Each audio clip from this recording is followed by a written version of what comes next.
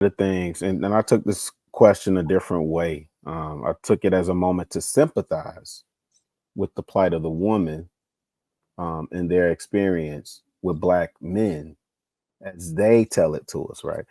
So one of the things I think we minimize, and I'm speaking for the reformed slut monkeys of America, What?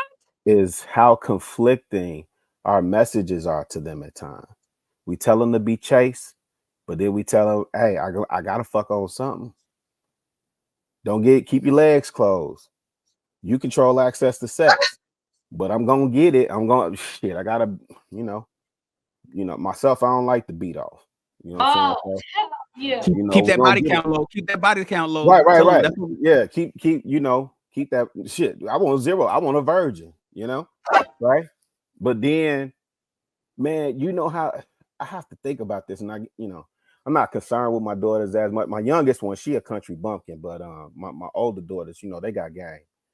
So they cool, and they one's married and the other one's engaged, so I'm cool with them.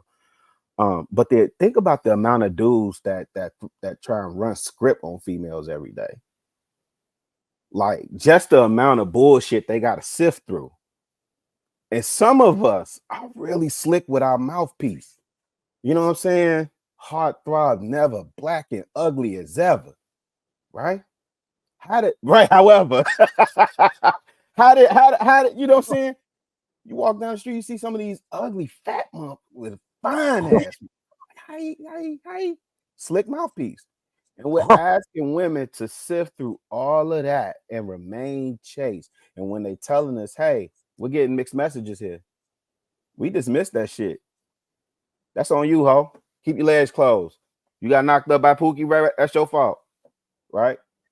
And on top of that, we contributed to the problem. Because, turn the cameras off. Let's go backstage and have we often have conversations about when we was 20 and how we was, maybe not you, Nelson. I think you're a choir boy, but, the rest of it, we're going to talk about, you know what I'm saying, how we took them up through there, right? Include the beta simp whole stud. I'm going to tell you about how I took them up through there in Atlanta. So I think that's the one thing we dismiss and minimize, which is why I teach my boys. Be intentional. Be intentional.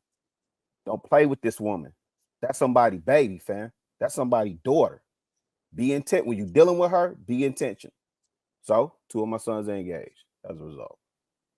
2 of my sons. So 3 boys, 3 girls. I'm doing pretty decent out here. Nice look to you, Trev. You speak on it yet? Nah. So, Rilla, the reason why that happens, the game looks the same. And I was talking about this a couple weeks ago. The game looks the same. You can't push up, even if you're just pursuing relations with a woman, right? Like it looks the same. You can't be. Most men can't just go out there and be like, "Yeah, I'm just trying to knock you off real quick and then keep it moving." It's not gonna work. So you're still sitting there courting. You're still giving her the sweet nothings. You're still talking to her like you really like this woman. So that's the problem. And sometimes women fall for that, and the dude will just leave. That's another body. They might be looking for love sometimes. They'll get another one, right? Don't vet properly. But it's tough because, like you said, some of these dudes know how to run their mouth. And, unfortunately, I was one of them back in the day. You know what I mean? It is what it is. And it's nothing you can do about that now. But I understand it because you got better results that way. Right. And that's what we would do just to get ours off, and you might not have any ill intent at the time because you know what you're trying to do and you cool. Yeah. Hang out and everything like your girlfriend. But in the back of your mind, you have no plans of making her your wife, but you'll treat her just the same just to get what you want and be out. So, yeah, there is something to that where we kind of perpetuate the problem in the first place. So as tough as it is, man, we have to do a little bit better on that because it's definitely contributing to it. That's a major issue. I think the female did kind of answer the question a bit when she talked about the trauma.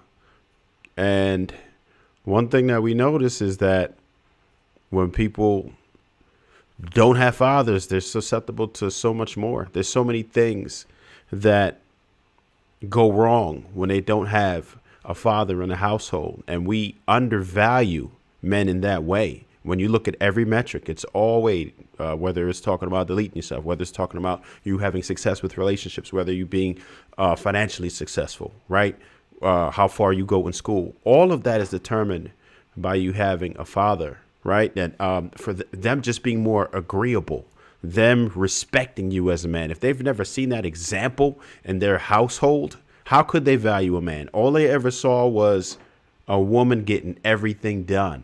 You might see men come in and men go out just as quick as they came in. So that's how they're going to view men, because that's their anecdotal experience. That's all they've ever seen. You'll see a dude come by. He might be around for a couple weeks. He's not paying attention to the kids. He's not valuable, and they're not valuable to him. So he's just doing a flyby. So that's their only example of a man that they ever had. And unfortunately, once you have a child and you weren't married, and it's tough for somebody to want to take on that challenge of raising someone else's child. So a lot of dudes go in there with the stiff arm. I'm only going to let you get so close to me. I'm not going to let you get that off, because I already know I'm not trying to take this on. I don't want to take this situation on. So I'm just going to do what I do, just do just enough, just so I can hang around, just so I got a little hideout spot, just so I could get my rocks off when I need to. And that's it. And a man like that, if that's what they witness, they can't value us, because they've never seen us do anything positive. So when they get out in the real world, they see dudes as tools. You can get me to this part, or you can help me get to over here. Just something that they use to get something they want, whether it's money, whether it's the D, whether it's some companionship temporarily. I'm going to get what I need out of you. And a lot of this has become transactional. And that's part of the major disconnect. People just want what they want out of the other person. I'm going to get what I need, and then I'm good.